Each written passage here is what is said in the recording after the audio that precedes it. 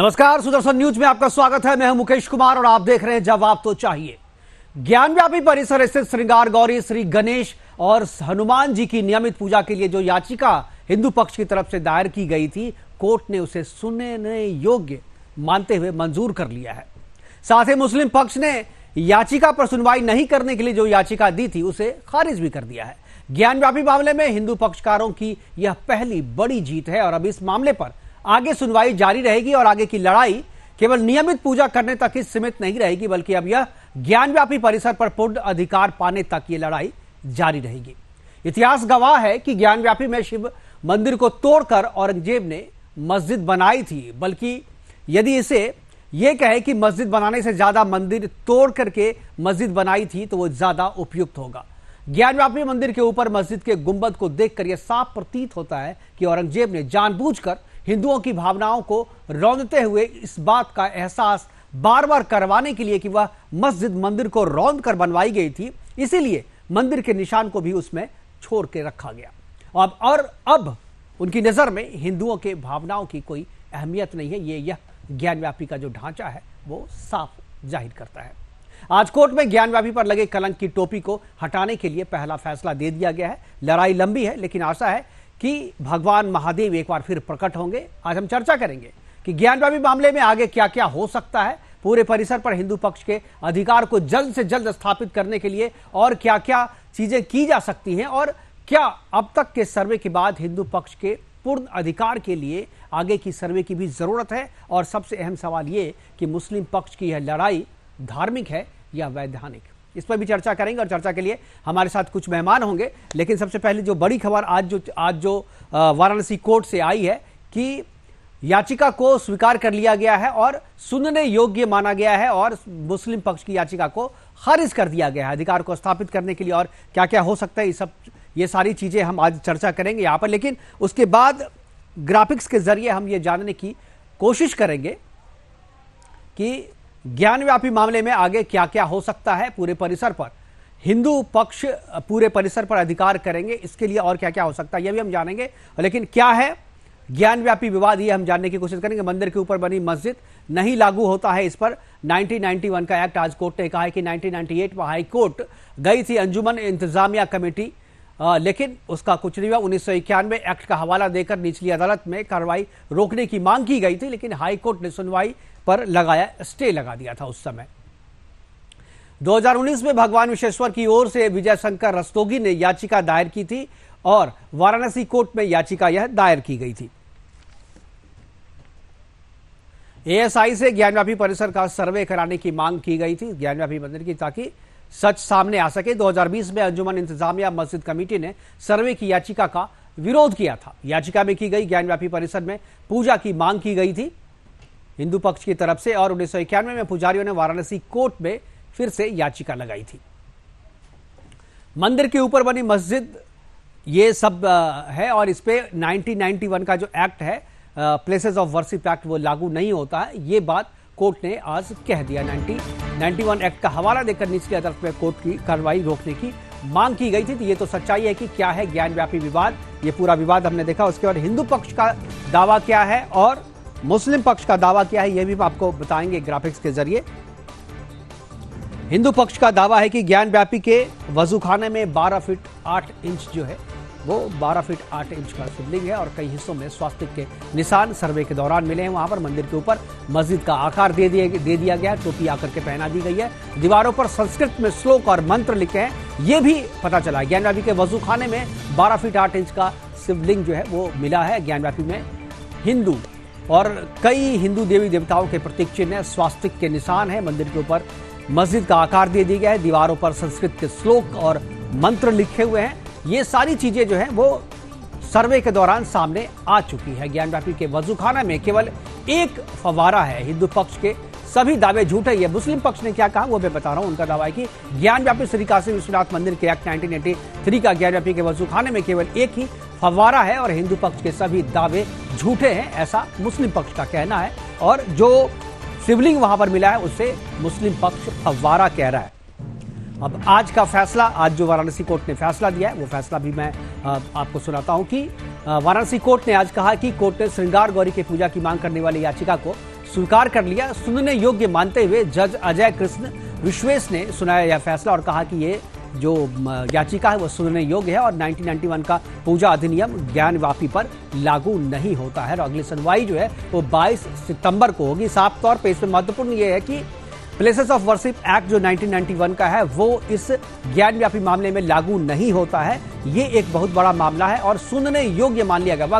वक्फ अधिनियम 99 जो है वो भी इस पर लागू नहीं होता। यूपी श्री काशी विश्वनाथ मंदिर अधिनियम 1983 लागू नहीं होता है और अगली सुनवाई जो है 22 सितंबर की, यानी आज की जो सुनवाई है बिल्कुल साफ कर दिया कोर्ट ने कि अब वर्शिप एक्ट क्या कहता है। हालांकि worship act, places of worship act जो है 1991 का वो लागू नहीं होने की बात की। ये एक्ट कहता है कि धर्मस्थल के साथ कोई छेड़छाड़ नहीं की जा सकती। जो 15 अगस्त 1947 में जो अस्तित्व था वो अस्तित्व अभी तक बरकरार रहेगा। दूसरे धर्म के पूजा स्थलों पर किसी तरह की छेड़छाड़ नहीं की जा सकती। एक्ट का उल्लंघन करने पर जुर्माना और जेल की बात भी कही गई है और ये एक्ट जो है इसी एक्ट को आधार बना करके सारा मामला था, लेकिन इस एक्ट को यहां पर लागू नहीं होता। ज्ञानव्यापी मामले में यह एक्ट लागू नहीं होता। यह फैसला आज जो है कोर्ट ने कहा है। अब बात करेंगे, हमारे पास फैसला आने के बाद विष्णु गुप्ता जो कि पक्षकार हैं इसके, वो उन्होंने क्या प्रतिक्रिया दी, एक बार उसको सुनते हैं। उसके बाद 2-3 प्रतिक्रियाएं हमारे पास और है। ओवैसी ने क्या कहा वो भी मैं आपको सुनाएंगे और जो सुब्रमण्यम स्वामी है उनकी भी प्रतिक्रिया हमारे पास है, वो भी आपको सुनाएंगे। उसके बाद अपने मेहमानों से आपका परिचय कराएंगे और चर्चा की शुरुआत करेंगे। लेकिन सबसे पहले विष्णु जैन जी ने क्या कहा एक बार सुनते हैं। कोर्ट ने मुस्लिम पक्ष को अपना जवाब दाखिल करने के लिए कहा है और 22/9 में इसकी अगली तारीख लगाई गई है।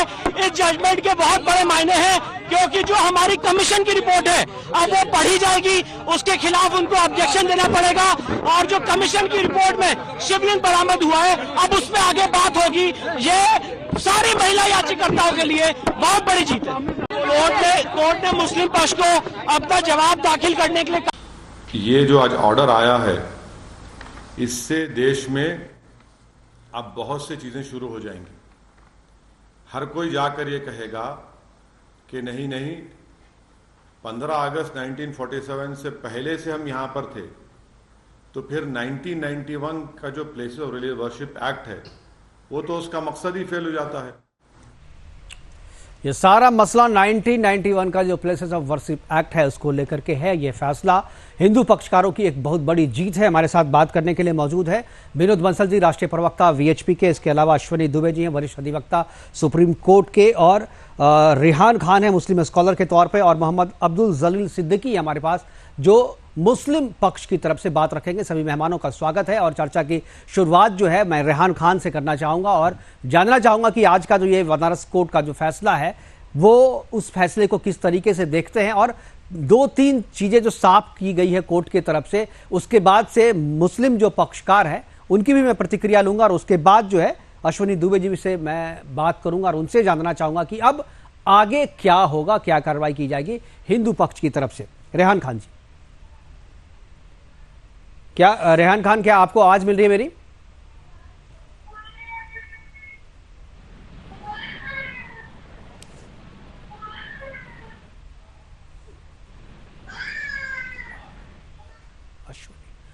क्या अश्वनी जी को मेरी आवाज पहुंच रही है? जी बिल्कुल, मैं सुन पा रहा हूं। जी अश्वनी जी, मैं आपसे चाहूंगा, रेहान से अभी हमारी बातचीत नहीं हो पा रही, शायद ऑडियो का कुछ प्रॉब्लम हो रहा है।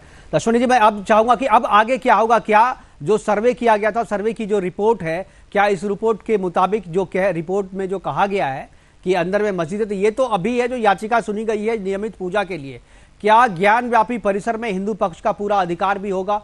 क्या ये सिविल सूट पे भी जाएगा? देखिए, ज्ञानव्यापी परिसर में हिंदू पक्ष का अधिकार होगा या नहीं, ये याचिका अभी आज की जो सुनवाई है उस पेंडिंग नहीं है। ये याचिका इस बात की थी कि श्रृंगार गौरी की पूजा करने वाली 5 वोटी महिलाएं जो 1992-93 तक लगातार वहां पर जो है आदि श्रृंगार गौरी जो आदि विश्वेश्वर की पूजा करती रही, उन्होंने कहा कि आर्बिट्री, इरेशनल और वन साइडेड ऑर्डर से स्टेट गवर्नमेंट ने अचानक हमारा जो नियमित पूजा का अधिकार था उस पूजा के अधिकार से हमें वंचित कर दिया। 3 प्रेयर बेसिकली उन्होंने सूट में कहा, यह बात बहुत जानना जरूरी है। पहला, उन्होंने कहा कि वो इंटाइटल्ड है दर्शन करने के लिए, पूजा करने के लिए, और जो मां श्रृंगार गौरी, प्रभु श्री गणेश और प्रभु हनुमान के जो विजिबल और इंडिविजुअल फॉर्म में है वर्ल्ड कॉम्प्लेक्स में, उनके दर्शन के लिए, उनके पूजा के लिए उनको अधिकार है। दूसरा उन्होंने कहा कि परमानेंट इंजंक्शन इस बात का दिया जाए कि किसी प्रकार से डिफेंडेंट यानी जो वहां पर इंतजामिया कमेटी है या वो कोई भी किसी प्रकार का रिस्ट्रिक्शन नहीं करें, ऑब्स्टेकल नहीं करें, हिंडरेंस नहीं करें डेली दर्शन में, पूजा आरती और भोग में। तीसरा प्रेयर ये था कि किसी भी वहां पर जो अगर कुछ मिलता है हिंदू संस्कृति से मिलता जुलता या हिंदू संस्कृति का द्योतक, तो उसको डिमोलिश नहीं कर, डिस्ट्रॉय नहीं करें। और जो माँ श्रृंगार गौरी या किसी और लॉर्ड विश्वेश्वरा, लॉर्ड हनुमान, नंदी जी या किसी का भी विजिबल और इनविजिबल फॉर्म में कुछ वहां प्रेजेंस मिलता है तो उसको भी प्रोटेक्ट करें। ये जो प्रेयर्स है वो प्रेयर्स है। देखिए, दो बातें यहां समझना होगा कि 1993 तक लगातार वहां पर माता श्रृंगार गौरी की पूजा होती थी, तो प्री एग्जिस्टिंग जो राइट है इनका, वो राइट एडमिटेड है, एंडोर्स्ड है और एक्सेप्टेड है। दूसरा जो सबसे बड़ा है वो विषय ये है कि जो महिलाएं हैं उन महिलाओं ने ये कहा कि जो गॉडेस श्रृंगार गौरी और अदर जो डेटीज हैं उनकी ओल्ड टेम्पल में पूजा हो रही। तीसरा उन्होंने कहा कि अभी मुक्तेश्वर की पूजा उसी जगह पर होती रही। चौथा उन्होंने कहा श्रृंगार गौरी पंच मंडप के पास है और वहां पर उनकी पूजा होती थी, और वहां ज्ञान मंडप है, मुक्ति मंडप है, वरोज मंडप है, शोभा मंडप है और श्रृंगार मंडप है।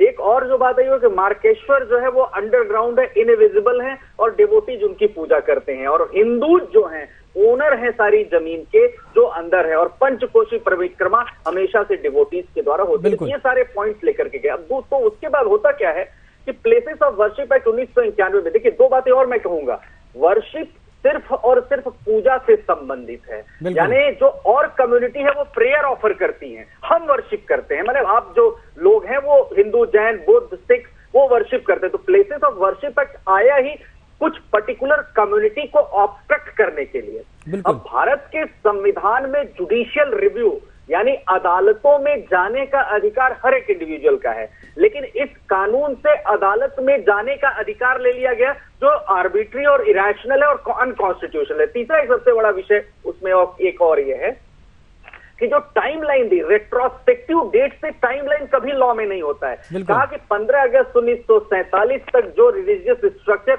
जैसा एग्जिस्ट करेगा वो उसी तरह से, हालांकि ये विषय नहीं है।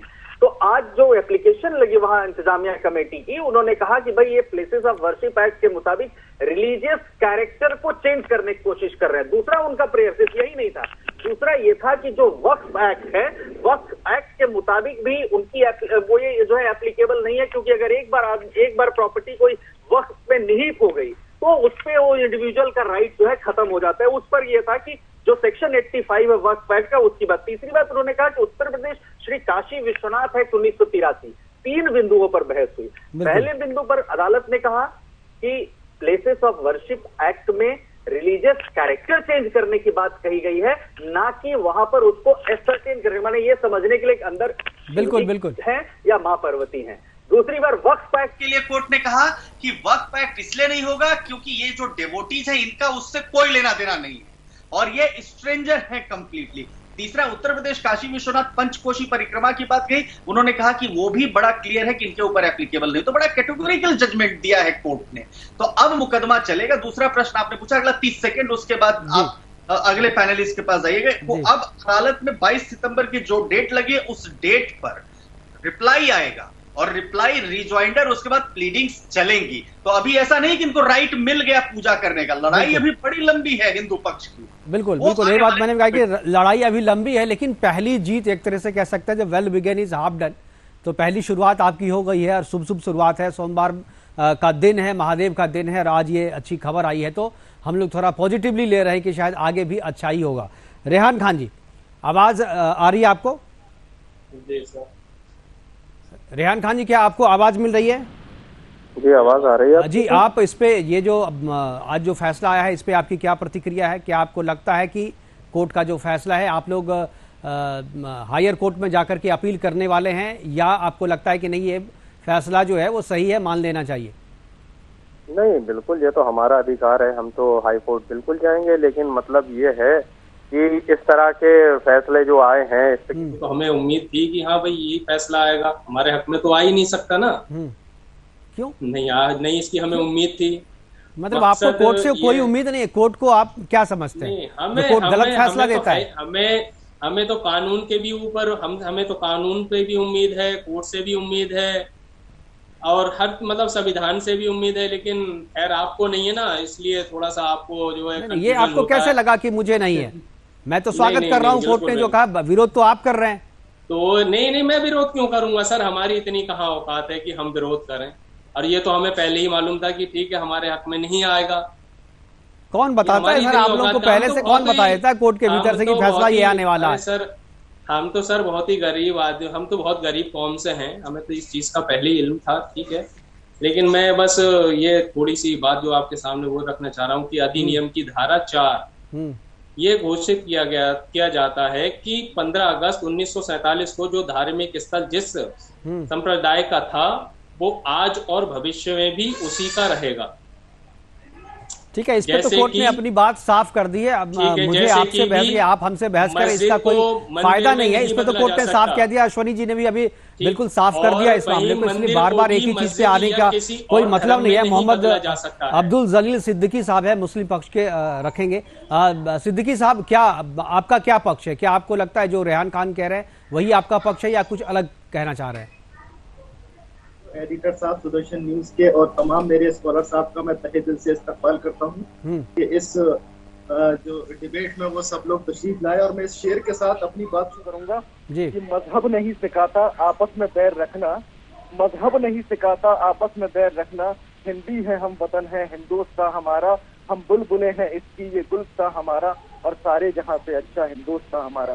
ये हिंदू मुस्लिम का देश है और ये हम सबका आपस में मिलने का देश है, लेकिन जो आपस में जो जरा सी भी नाइत्तेफाकी हो जाती है तो उसमें कोर्ट कोई भी फैसला दे तो एक बात का सिर्फ ध्यान रखना है, मैं कोर्ट ने जो भी फैसला दिया है मैं उसके खिलाफ हूं, और वो इसलिए हूं क्योंकि संसद ने जो फैसला दिया था 1999 प्लेसेस ऑफ वर्शिप एक्ट का, वो इसका उल्लंघन होता है, ठीक है। और उसमें साफ साफ लिखा गया था कि ये सिर्फ 1947 के बाद से जितनी भी पूजा स्थल है उसमें ना तो किसी तरह का बदलाव किया जाएगा, ना ही उसमें किसी तरह का कोई चेंज हो सकता है, ना ही उसमें कोई दखल हो सकता है। ये मैं नहीं कह रहा कि संसद ने कानून बनाया है, सिर्फ मैं उस कानून की बात कर रहा हूं, मैं अपने पास से कुछ भी नहीं कह रहा। तो ये 1991 के कानून के तहत, अगर आप ही बताइए क्या ये फैसला सही है? लेकिन ये मामला तो पहले से चला आ रहा है ना, 1947 के पहले से चला आ रहा है, तो वो इस पे लागू नहीं होता ना। कोर्ट ने यही साफ किया ना कि ये कानून इस मामले पर लागू नहीं होता, और एक बार नहीं बार बार कहा है। जी, उसके लिए भी मैं बता दूं, देखिए 1936 में दीन मोहम्मद बनाम भारत सरकार के मुकदमे में अदालत ने ज्ञानवापी को मस्जिद माना है, उसमें नमाज का अधिकार मुस्लिम पक्ष को दिया, और उसी के अनुसार ही मस्जिद में नमाज और धार्मिक कार्य होते चले आ रहे थे 1936 से। और ये दीन मोहम्मद बनाम भारत सरकार, ये भारत सरकार ने ऑर्डर दिया था, मैंने नहीं दिया। कि भारत सरकार ने हमें नमाज पढ़ने का अधिकार दिया था, और 1936 से इसमें नमाज होती चली आ रही है, इसलिए हम कह रहे हैं कि हमें इसमें नमाज पढ़ने का अभी भी होती चली आ रही है। और अभी जब ठीक है, अभी होती चली आ रही है, लड़ाई लंबी है, वो बंद कैसे होगा, कब होगा, इसी की तो लड़ाई है। कब हिंदू पक्षकारों को पूरा अधिकार मिलेगा ज्ञानव्यापी पे, जिस तरीके से राम लला का भव्य मंदिर बना है, यहाँ पर भी फिर से भव्य मंदिर बने, इसकी लड़ाई है हिंदू पक्षकारों की। विनोद बंसल, एक ठीक है सर, सुन लिया आपकी, अब की बात भी और आएंगे, वापस भी आएंगे। विनोद बंसल जी अपना पक्ष रखेंगे। विनोद जी। मुखर्जी, तो आपके शुद्ध दर्शकों को जो मेहनत की, जो प्रार्थना करी और जो इतने सदियों तक इंतजार किया, उस प्रतीक्षा का फल आगे दिख रहा है। हालांकि अभी लड़ाई बहुत लंबी है, और जो भगवान भोलेनाथ की जो पुण्य भूमि है उस तक पहुंचने का सिर्फ एक रास्ता खुला है। अभी आगे कंटकाकीर्ण मार्ग है, उसके कंटकों को बुहारने के लिए संपूर्ण भारत को एक होना पड़ेगा। देखिए, ये मुद्दा कोई हिंदू मुसलमान का नहीं है, और ये नहीं कोई सांप्रदायिक मसला है। ये इसमें देखना चाहिए कि जो भी अगर मुस्लिम समुदाय को उस स्ट्रक्चर से जोड़ता है तो निश्चित रूप से वो विदेशी आक्रांताओं के साथ कोई जोड़ने की कोशिश कर रहा है। और मुझे नहीं लगता कि भारत का मुस्लिम समुदाय वो विदेशी आक्रांताओं के साथ में कोई जुड़ने का पसंद करेगा, जिन्होंने इस देश की अस्मिता को लूटा, जिसने इस देश की सांस्कृतिक और आध्यात्मिक और आर्थिक जो वैभव था उस सबको लूटा। तो ऐसे लोगों के साथ में आखिरकार कोई क्यों खड़ा होना चाहिए? दूसरी बात यह कि देखिए, जो बात अभी आई है, विद्वान वकील साहब ने जो बोला इस बात को बड़ा गंभीरता से समझना पड़ेगा कि एक तरफ तो कुछ लोग ये कहते हैं कि भाई हम कानून में विश्वास करते हैं, हम संविधान में विश्वास करते हैं, और दूसरी तरफ उसी कानून और संविधान में विश्वास करने वाली जो संस्था है या जो उसका इंटरप्रिटेशन करने वाली संस्था है यानी माननीय न्यायालय, उस माननीय न्यायालय के निर्णय पर इफ्स एंड बट्स लगाते हैं। ठीक है, आपकी बात सही है कि भाई अगर किसी को कोई निर्णय पसंद नहीं आता तो कानून अपने विधि सम्मत तरीके से वो आगे हायर कोर्ट में अप्लाई करे। लेकिन निश्चित रूप से मैं ऐसा मानता हूं कि इसमें कोई विजय वाली बात नहीं है, कोई पराजय वाली बात नहीं है। लेकिन हाँ, ये है कि देखिए देश की सांस्कृतिक उत्थान के लिए हम सब लोगों को एकत्र होकर के आना पड़ेगा, और जहां भगवान विश्वेश्वर की जो पूजा हो रही थी या जहां पर उनका गर्भगृह है अभी, उस पर पूजा करने का अधिकार इस देश के बहुसंख्यक समुदाय को है। एक दुर्भाग्य है मुकेश जी कि देखिए दुनिया के अंदर एकमात्र ये भारत है जिसके अंदर जो इसका बहुसंख्यक समुदाय तथाकथित अल्पसंख्यक समुदाय के उत्पीड़न का शिकार शुरू से रहा है। और अभी भी आप देखिए कि जिस तरह की बातें हो रही हैं कि बहुसंख्यक होते हुए भी हमारे देवादिदेव महादेव स्वयं कोर्ट में लड़ रहे हैं। बिल्कुल, आप देखिए कि और तीसरी बात ये कि इनका कोई ऐसा नहीं है कभी वो मस्जिद ट्रांसफरेबल नहीं है, लेकिन इसके बावजूद भी वो सहिष्णुता की जो बात करते हैं, भाईचारे की बात करते हैं, गंगा जमुनी तहजीब की बात करते हैं, वो पता नहीं कहाँ छुप जाते हैं। जब एक बात नहीं कहते कि भाई चलो कोई बात नहीं, भाई ये जो काशी विश्वनाथ का धाम है वो देखिए हमें विश्वास है, जैसे हमने राम जन्मभूमि के लिए कहा था, हमें पूर्ण विश्वास है कि निर्णय जो है न्याय के पक्ष में आएगा और सत्य के पक्ष में आएगा। तो वही हुआ और यहाँ भी ऐसी होने वाला है। ये सब लोग जानते हुए भी उस विदेशी आक्रांता के साथ में संपूर्ण मुस्लिम समुदाय को जोड़ने का जो दुष्चक्र कर रहे हैं, दुष्प्रयास कर रहे हैं, वो न तो देश के हित में है न इनके समुदाय के हित में है। मुझे लगता है कि समय रहते अगर इस पर थोड़ा विचार कर लिया जाए तो ज्यादा ठीक है। बिल्कुल, बिल्कुल। और ये दुनिया में एकमात्र ऐसा देश है जो कि हम लोग जो है ना अपने देवादिदेव की पुण्य भूमि की मुक्ति के लिए इतना लंबे समय तक इंतजार करते रहे, और अभी भी हमें इंतजार करना पड़ेगा। लेकिन फिर भी हम अपने गंभीरता के साथ में और हृदय पर पत्थर रखते हुए उसको हम सहन कर रहे हैं। लेकिन इनका इनके पसीज नहीं रहा इनका हृदय। आखिरकार ये देखिए कि इतना बड़ा समुदाय फिर भी धैर्य के साथ सुन रहा है, तो कम से कम हम कुछ ध्यान रखें। मुझे लगता है इस पर आत्मचिंतन की आवश्यकता है। बिल्कुल बिल्कुल, अगर चाहें तो ये विवाद जो है आपस में बैठकर भी सुलझाया जा सकता है, खत्म किया जा सकता है। दावा अगर जो इंतजामिया कमेटी है वो अगर वापस ले ले तो ये चीजें सुलझ सकती है, आउट ऑफ कोर्ट भी सुलझाया जा सकता है। अश्वनी जी, एक सवाल जो है लोग जानना चाहते हैं कि सर्वे जो हुआ था अभी कोर्ट के आदेश के बाद, सर्वे की रिपोर्ट जो आई है, सर्वे की रिपोर्ट में जो चीजें सामने आई थी कि वहां पर स्वास्तिक के निशान है, अंदर में मूर्तियां हैं और पूरे तरीके से मंदिर के निशान वहां पर मौजूद हैं, तो क्या ये अब पूजा का अधिकार मिल जाएगा? मान लीजिए पूजा के अधिकार के बाद परिसर में मंदिर का अधिकार किसको मिलेगा? क्या उसके लिए अलग से फिर याचिका दायर करनी पड़ेगी या ये इसी लड़ाई का एक अगला हिस्सा है? नहीं, इस लड़ाई का अगला हिस्सा इसलिए नहीं है क्योंकि ये बड़े स्पेसिफिक और लिमिटेड रिलीफ पे सूट फाइल हुआ है जी। अब प्लेसेस ऑफ वर्शिप एक्ट अगर किसी टाइटल की बात होगी तो निश्चित तौर पर संविधान द्वारा देश के संसद द्वारा पारित जो कानून है प्लेसेस ऑफ वर्शिप एक्ट वो यहाँ पर आएगा अगर टाइटल चेंज करने की बात होगी। लेकिन बड़ी संजीदगी के साथ मैं एक बात यह कहना चाहूंगा कि भारत के संविधान के स्टेट लिस्ट में जो रिलीजियस कैरेक्टर्स हैं स्टेट के, वो उस पर कानून बनाने का पूरा अधिकार सिर्फ स्टेट्स को होता है। इस केस में स्टेट की पावर को सेंटर ने ट्रांसग्रेस किया और इलीगली एनकरोच करते हुए, खास तौर से जहां स्टेट के रिलीजियस पावर्स को लेकर के जो स्टेट लिस्ट है भारत के संविधान पे, उसके बजाय यूनियन लिस्ट में लाकर एक जगह को जो है ये कानून पारित किया। तो अश्वनी जी, क्या इस आधार पे इस कानून को चैलेंज करके खारिज नहीं करवाया जा सकता है? चैलेंज इस पे पिटीशंस पेंडिंग है और अभी पिछले हफ्ते मेंशन भी हुआ था, हो सकता है अभी कॉन्स्टिट्यूशन बेंच भी बन जाए, क्योंकि ये एक स्पेसिफिक कम्युनिटी को उनके जो बार्बरिक एक्ट से रिलीजियस प्लेसेस दूसरी कम्युनिटी में गए उसको रिस्टोर करने के लिए जो लॉ में कानून में प्रावधान है उसका पालन करने से रोकता है। दूसरी बात, सबसे बड़ी बात ये एक्ट ये करता है कि आपकी सिविल कोर्ट में जाने की जो पावर है वो रोकता है। तीसरा ये है कि जो right restore position of religion संविधान में तो उसको भी रोकता है। चौथा, ऑफेंड करता है हिंदू, बौद्ध, सिख या जो भी हिंदू कोड से जो लोग जो चलते हैं उनके राइट्स को ऑफेंड करता है। चौथा, जो हिंदू लॉ है जिसमें यह है कि अगर टेम्पल, अगर ईश्वर कहीं पर है, पूजा शुरू हुई तो अगर आइडल लॉस्ट हो जाते हैं वो इमेज खत्म हो जाती है, इमेज डिस्ट्रॉय हो जाती है, फिर भी वो हिंदू की ही प्रॉपर्टी रहेगी। और 1951 में सुप्रीम कोर्ट में ये बात सेटल्ड हुई है। अब हम दीन मोहम्मद की बात अभी आ रही थी, बड़ा इंपॉर्टेंट पॉइंट है दीन मोहम्मद के बारे में डिस्कस करना। 24 अगस्त 1937 में 466 of 1937 Deen Mohammad versus secretary of state, उस समय जो अंग्रेजों की उनके उस समय मुकदमा फाइल हुआ। उस मुकदमे में हिंदू पक्ष पार्टी नहीं था। मान लीजिए मुकेश जी आप मुकदमा डाले किसके खिलाफ? विनोद जी के खिलाफ, और विनोद जी को पार्टी ही ना बनाए और नासिर खान की पार्टी बनाए। बिल्कुल, तो विनोद जी को ऑर्डर एप्लीकेबल कैसे होगा? बिल्कुल एक तरफा था ये आज के इस ऑर्डर में साफ तौर पर इसको माना है। कोर्ट ने कहा कि in my view this argument of defendant number 4 does not seem to be convincing, because as learned counsel for the plaintiff argued that the Hindus were not parties in the above suit and their application for impleadment in the suit was rejected.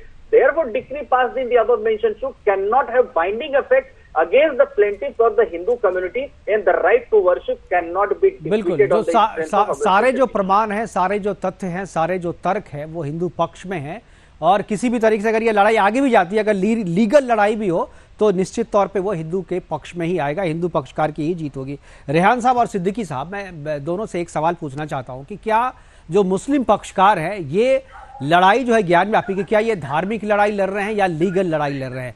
क्या मान के चल रहे हैं? ये लड़ाई उनके लिए या आपके लिए ये एक धार्मिक लड़ाई है, या आप इस लीगल लड़ाई मान करके इसको चल रहे हैं? नहीं, धार्मिक लड़ाई कुछ नहीं है जी, धार्मिक लड़ाई कुछ नहीं है। हमने पहले भी कहा कि हिंदू है, हम हिंदी है, हम बताने हिंदुस्तान हमारा, यहाँ पर जितने भी लोग हैं सब भाई बहन है। लेकिन मसला सिर्फ इस बात का है कि जो सालों से जिस जगह पर नमाज होती चली आ रही है वहां पर, और सालों से नमाज, और एक बात मैं और बता दूं, ज्ञानवापी मस्जिद में सैकड़ों सालों से नमाज लगातार होती जा रही है, इसलिए इस पर प्लेसेस ऑफ वर्शिप एक्ट 1991 लागू होता है। वाराणसी जिले के वक्फ कमिश्नर की रिपोर्ट पर ज्ञानवापी को सिद्दीकी साहब देखिए, सारा जो मसला है जो कहता है ना बॉर्न ऑफ कंटिजेंट जो है, वो क्या विवाद की जो जड़ है वो है ये 1991 का प्लेसेस ऑफ वर्शिप एक्ट। और उस एक्ट पे ही जब सवाल उठाया जा रहा है, वो एक्ट ही जब गलत तरीके से बनाया गया है, जब कानून बनाने का अधिकार संसद को था ही नहीं, ये स्टेट का अधिकार था, और उस पे भी वो भी ये कानून खुद जो है इसको चैलेंज किया गया है, कोर्ट में मसला पड़ा हुआ है, तो फिर इस कानून को आधार बना करके कोई चीज कैसे स्थापित की जा सकती है? कानून तो अभी भी मौजूद है ना, तो अगर ये कानून गलत है तो कोर्ट ने तो कह दिया ना कि वो लागू नहीं होता इस पे। आप कोर्ट की बात तो मानिए ना, कोर्ट ने तो साफ कहा ना। देखिए, निचली अदालत ने जो कहा उसके खिलाफ हाईकोर्ट भी है। अगर हाईकोर्ट उस बात को अगर गलत कर देता है तो फिर आप क्या कहेंगे?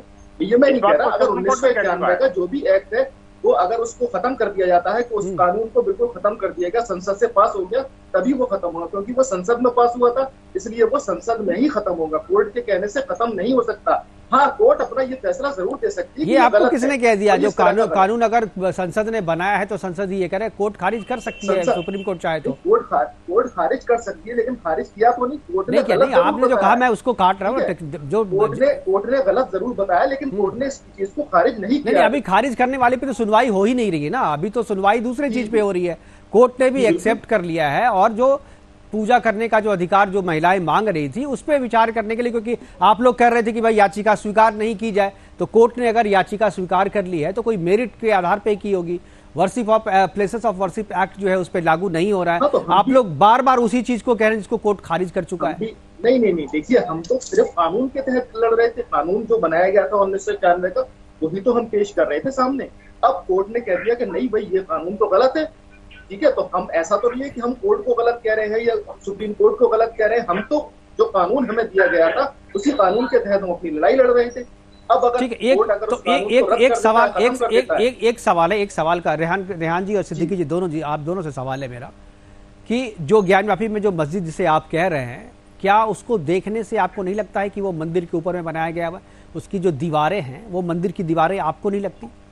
आपको देखने में आपको नहीं लगता जो इतिहास कह रहा है कि औरंगजेब ने तोड़ के बनाया था, इतिहास गवाही दे रहा है ना? देखिए एडिटर साहब, मैं आपका जो भी आप कह रहे हैं मैं उसका स्वागत करता हूं, लेकिन आप ये देखिए कि ज्ञानवापी मस्जिद, यानी मस्जिद, उससे क्यों चीज जुड़ी हुई है? अगर कोई चीज नहीं तो वो औरंगजेब ने उसे मस्जिद बना दिया, जबरदस्ती मस्जिद कहने के लिए मजबूर किया लोगों को। तो देखिए ऐसा है कि ये तो फैसला कोर्ट करेगा।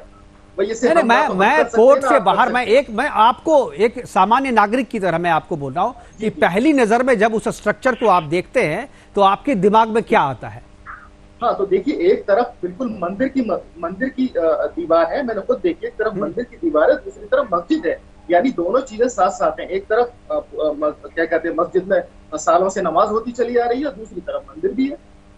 रेहान साहब, आपके दिमाग में क्या होता है? ठीक है सिद्दीकी साहब ने, मैं रेहान से पूछूंगा, उसके बाद मैं विनोद जी के पास जाना चाहूंगा। रेहान जी, आप जब पहली बार वो स्ट्रक्चर को देखते हैं तो आपकी नजर में क्या आता है? आपके दिल में क्या ये नहीं आता है कि औरंगजेब ने गलत किया, ये मंदिर को तोड़ करके ऊपर से टोपी पहना दी मस्जिद की?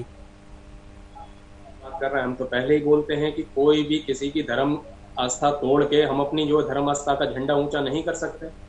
लेकिन नहीं, बाकी मैं पर्टिकुलर इस स्ट्रक्चर के बारे में पूछ रहा हूँ आपसे जी। आप जब बोलने का अगर मौका देख रहे हैं तो फिर बोल नहीं दिया जी, बोल लें आप, बोल बीच में तो नहीं बोल लें आप, ऐसे डिबेट क्या होगी? ठीक है,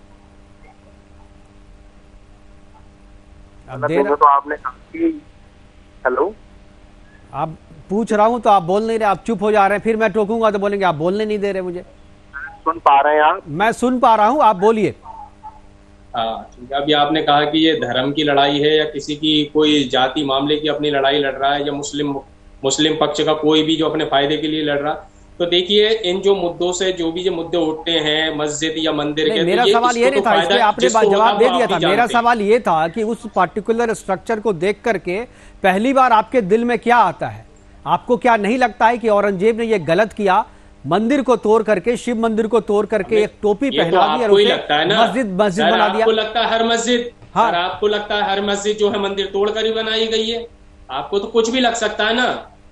मुझे क्या, जितने भी लोग देखते हैं सबको यही लगता है। मेरे जितने मुस्लिम मित्र हैं वो भी यही कहते हैं। भले आप यहाँ पर टेलीविजन चैनल पे नहीं बोले, लेकिन हमारे जितने मुस्लिम मित्र हैं वो भी कहते हैं कि यार ये तो तोड़ के बनाया गया है, इतिहास भी बता रहा है, किताबों में भी लिखा हुआ है, फिर भी आप मानते नहीं है। कोर्ट में जब तक कोर्ट का हथौड़ा सर पे नहीं लगेगा आप बोलने को और स्वीकार करने को आप लोग तैयार नहीं होते। हर एक चीज को घसीट के लेकर ले जाते हैं कोर्ट में और उसके बाद कहते हैं कि भाई गंगा जमनी तहजीब है, हिंदू मुसलमान साथ साथ रहते हैं और हिंदू हैं हम, हिंदी हैं हम, वतन है, हिंदोसता हमारा। बोलने के लिए तो बोलते हैं लेकिन आपके कर्म में ये दिखता नहीं है कहीं पे। बंसल जी ठीक है सर, आप बोलिए। ठीक है सर, बोलने नहीं दिया नहीं, आपको क्या बोलने दो, आप कुछ भी बोले जा रहे हैं, जो बोलने पूछ रहे हो तो बोलने बंसल जी। क्या बोले जा रहा हूँ मैं, आपकी बातों का जवाब दे रहा हूँ ना। चलिए ठीक है, अब दे दीजिएगा, बंसल जी को सुनिए।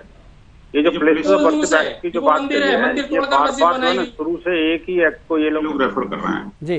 जबकि ये पता होगा कि इनको कि न सिर्फ लोअर कोर्ट ने बल्कि हाई कोर्ट और सुप्रीम कोर्ट ने भी कहा है कि इस केस में जो है प्लेसेस ऑफ वर्शिप एक्ट लागू नहीं होता। ये बातें मुझे लगता है बेहुदा बातें हैं, बेकार की बातें हैं कि हम टीवी चैनल पर बैठ करके उस एक्ट की वैलिडिटी को या उस मामले को इससे जोड़ करके देखें और चुपचाप उसमें फालतू का टाइम खराब करते रहें।